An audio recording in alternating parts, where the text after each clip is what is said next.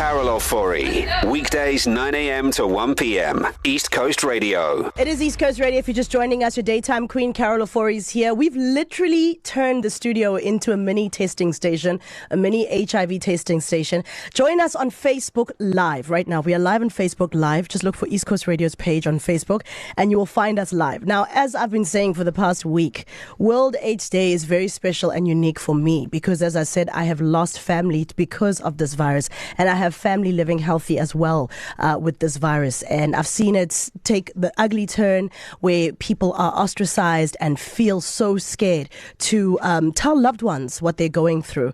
And I've also seen the other side where someone has come and told the family and we've just embraced them and they're living a healthy, happy life. So we're going to have a conversation around HIV and AIDS. If you have any questions, if you want to join in the conversation, absolutely do so. 0617929495. In studio, I have Tusani Kunene from AIDS Healthcare Foundation, National HIV Prevention Manager. I also have Kini, Lubanyana. She's a social worker at the AIDS Healthcare Foundation. And then Mbali Dladla, counselor at the AIDS Healthcare Foundation. Good morning to you all. How are you? Good, Carol, and how are you doing? Morning. We are good. We are good. Geez, World AIDS Day. We are here.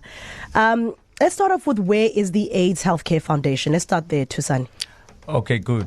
Thanks a lot, Carol, and good morning to your listeners as well. Well, the AIDS Healthcare Foundation is situated in Musgrave, but our footprint is a global footprint. All right. We operate in more than 45 countries, but here in South Africa, we're in KZN, Gauteng, and Eastern Cape. Right, all right. Now, to a person listening right now, afraid to get tested, why is it so important? HIV testing is very important, especially this particular point in time, because it is a gateway to actually making informed decisions about your own health and your life, and it also assist you in making the right choices when it comes to issues of treatment and starting treatment early, because if you start treatment early, that is part of prevention on its own as well also. And also it helps you to plan your life as well also in terms of making healthy and informed decisions about your life and avoiding risky sexual behaviors and all those kinds of things as well. Right. Now, we've had COVID for 2 years. How has that affected the patients, also people coming for testing? Because it kind of like everybody forgot about every other ailment, every other virus, every other disease. Everybody just forgot and we all focused on COVID for 2 years. What's it been like for you guys?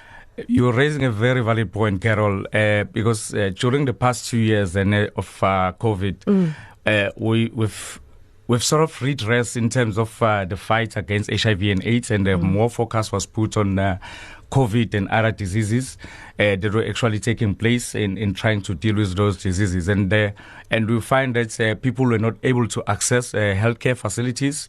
People were not collecting their meds. People were not able to go and do their test as normal because of the COVID restrictions and all those kind of things that came with COVID. But now with the World AIDS Day, we sort of thought, this is the right time to say, it's not over. We have to do something and bring the conversation forward again around HIV and AIDS, to say HIV is still with us and we still have to make sure that we continue with the fight and with all the strides that we've made and make sure that we succeed, because 2030 is just around the corner. Right. And according to the UN AIDS, the plan is to end HIV and AIDS by 2030. It's around the corner. It's just around the corner, yes. What has it been like for you guys on the ground? Because we had our news department just dropped a story that they are finding that a lot of young women, school-going age girls, are the ones who are getting infected. And now let's look back at the past few years, for example. A lot of schoolgirls had to stay home because schools were closed. It was COVID. When that was lifted, we also picked up a huge amount of teenage girls who were impregnated and pregnant. And I'm sure this added as well to the number of HIV cases. So can you walk us through who are the most affected now in 2022? And you see, there is the one key point that we've also noticed that is, and even the studies are showing that if you look statistically around your young women and girls, those are mostly affected when it comes to HIV and AIDS. And if you look and compare them to their peers, if you look at the ages between 15 and 24, you find that their infection rates are almost 3 times as high in comparisons to their peers. Which means there is a huge burden around those particular age groups. And women in general, when it comes to HIV and AIDS, have been adversely affected when it comes to HIV and AIDS. Because if statistically, we have about 7.7 million people living with HIV in South Africa, and 63% of those, it's women. Wow, that is quite a statistic. Yes. That is quite a statistic. On to the next point that I'd like us to unpack is, today's World AIDS Day. From you guys here in KZN, what is your message to someone who's hesitant? Because I'm going to do an HIV test in the next couple of minutes, and I'm nervous. I'm very nervous, and I know a lot of people who go and do HIV tests. The hardest part is getting over the nerves, right? And then the second part is actually doing the test and then the process. Let's talk prevention and also the testing process. HIV and AIDS has changed over years, and because previously, of course, there weren't as many options as we do have right now. There are quite a number of options that you have right now. And of course, it's normal to be nervous and anxious and all of this. But if you look around, we have condoms.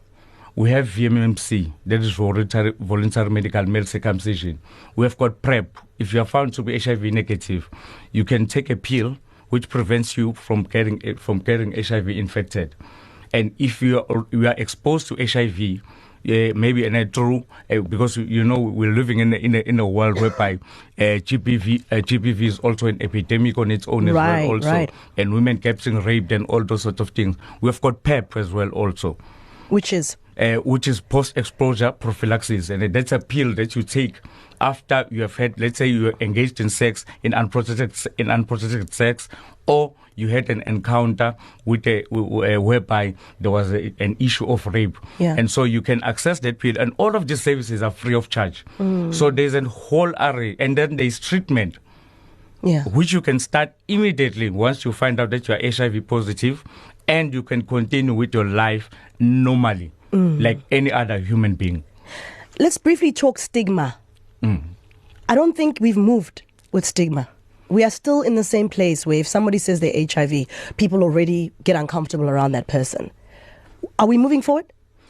Stigma, I wouldn't lie to you, Carol. Stigma is still an issue, and there's still a lot of education out there that still needs to happen around our communities in terms of how they perceive and see HIV and AIDS. And if you look around, we as organizations, NGOs, and the departments that we work with, and we're trying by all means to educate different communities. You have your religious communities, you have people with different cultural beliefs and all those things. And all of those things perpetuate stigma sometimes in terms of how we perceive and see things. But HIV is like any other disease. It's like contracting, like having somebody with diabetic. If you can't discriminate against that person, or if you can't discriminate somebody who's taking hypertensive medication, because all those are lifelong medications. So it's the same way. And you can still continue with your life like any other human being. Speaking about continuing with your life, I remember many years ago when we were trying to debunk the myths around HIV and AIDS, there was a time where people have to take an entire cocktail of medication. But I believe in 2022, we are down to just 1 tablet or 2 tablets. How has it evolved as the world has been, researching and science is getting better?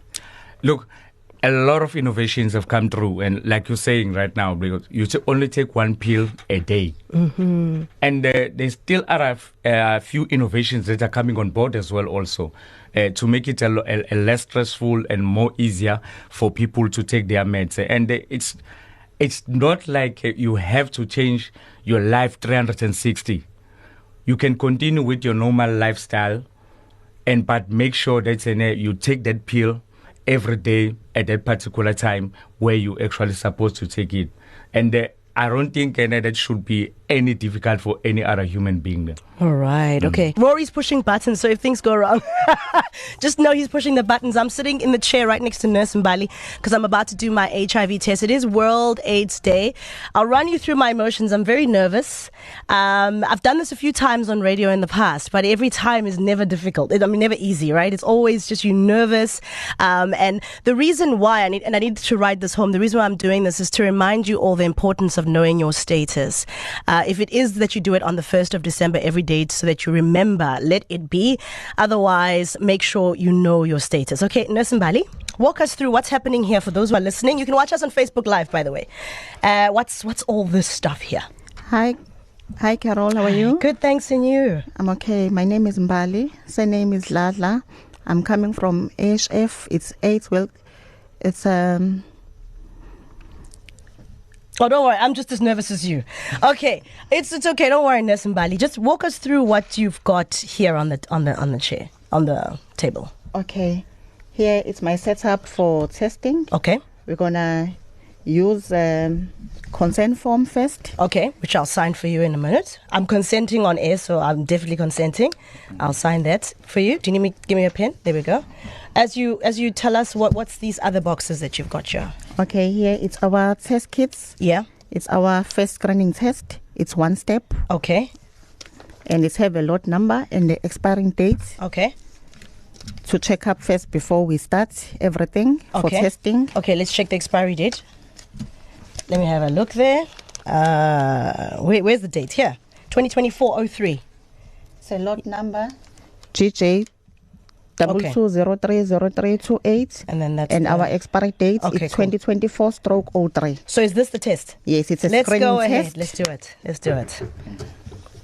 All right, so Nurse Mbali, for those of you listening in the car or at home and can't watch us on Facebook Live, I'm going to sign this for you just for the sake of time. It's better we just go ahead and prick, but I'll fill everything out for you. I've got my signature there. Okay, can you? So I know you have to follow. So to put you in the picture, it's so important to have consent, right? To do this test. I'm putting my gloves. All right, Nurse Mbali.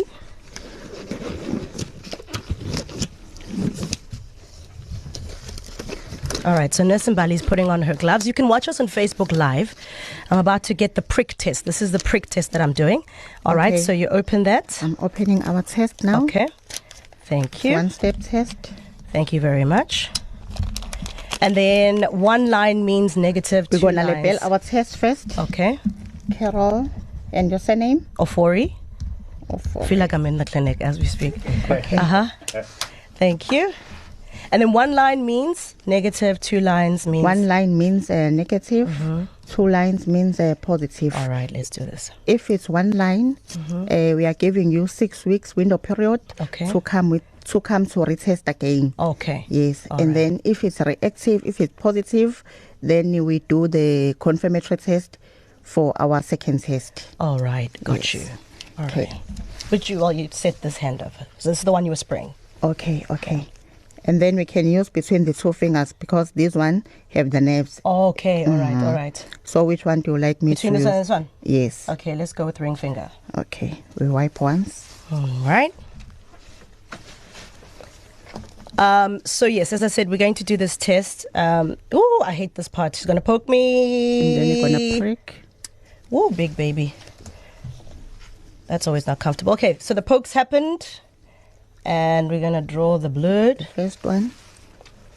And then the results we'll do off air. As I said, your status is your confidential. Yeah, let me put your mic on. So, Tusani, walk us through once a person's gotten their results.